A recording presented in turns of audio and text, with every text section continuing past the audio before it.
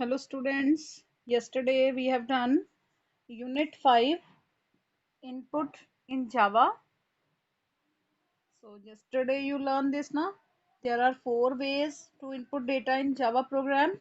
Function argument, using input stream reader, using scanner class and using command line argument. Okay, so yesterday you have done this function argument. I hope you understood this. You have already done this in 8th class. So now we will begin with input stream reader class. If you have computer or laptop at home, you can run these two programs on the laptop. You know how to do, steps are given here. Okay, now page number 50.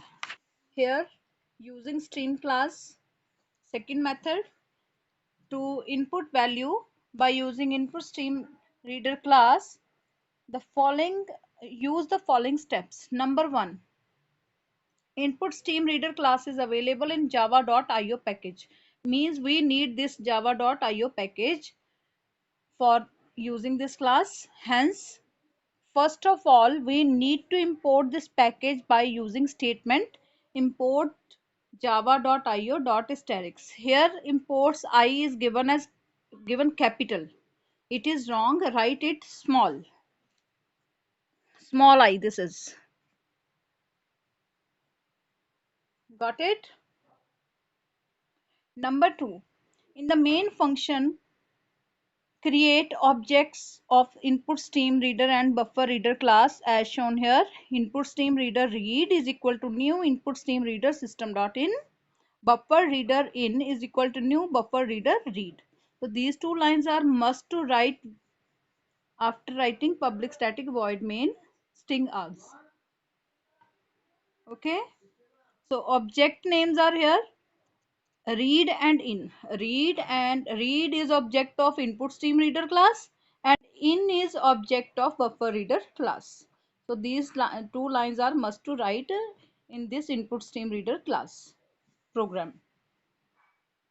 So the different types of values can be input in the following ways. For example, if you want to input uh, numeric data values, numeric means numbers. So for it we need integer variable, right? And before accepting the value we need to give one message here, enter number. Got it? And n is equal to, for this you will write integer dot parse int in dot read line. It is must to write for a number.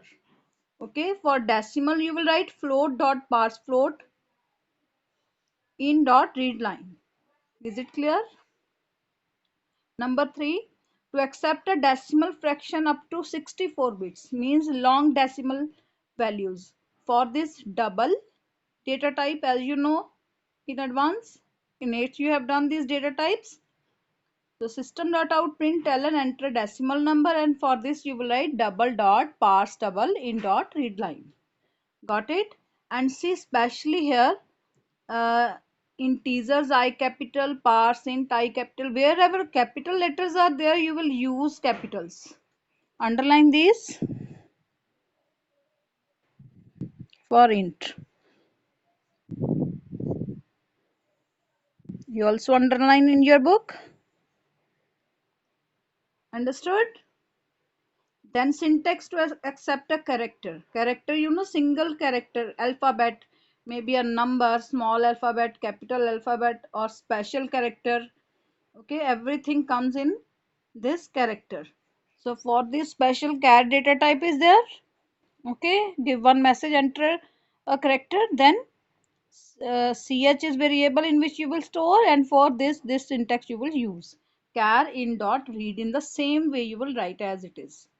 For string you know, it can be of one word or it can be of group of words, sentence.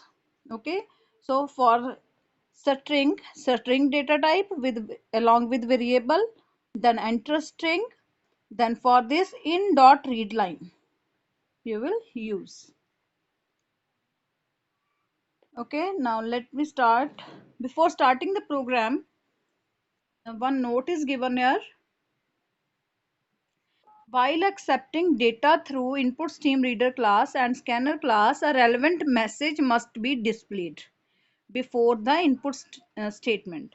This is used as a prompt for the user, and it also activates the input editor. Means on terminal window you will first get this message before accepting any value. Before accepting value in n, first give message. This message will print on terminal window. Enter a number. Then only you will know that what you have to enter on the terminal window. So before accepting any value, we need to give relevant message. I hope you understood.